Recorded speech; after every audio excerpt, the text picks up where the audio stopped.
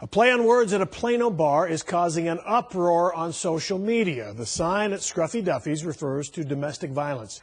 It got the attention of one customer who said the message is no laughing matter. Fox 4's Joangel Concepcion joins us outside the bar.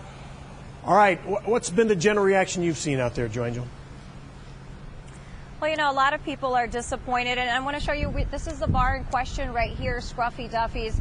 And we do know that the general manager has been suspended and that the company says that they have addressed this with their entire staff. Now, this obviously comes after a lot of heat online, both men and women offended. And you know what? What's really, really alarming to a lot of people is that it was a woman who wrote this message.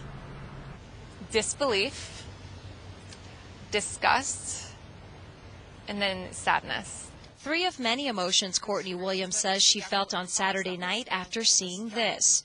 A chalkboard message that read, "I like my beer like I like my violence. Domestic." I went up to the bar and I asked one of the bartenders, I was like, "Hey, do you know who put this up?" And she said, "I did." It's like, "Oh, great. Can you take it down?" Like, it's really offensive. I would really appreciate it being taken down. The bartender said no. Williams then spoke with two managers she says didn't take her seriously. He was like, "It'll come down eventually," kind of thing. So I was like, fine. And at that point, I was done with the situation, so I walked away from the bar. Frustrated and angry, Williams took to social media.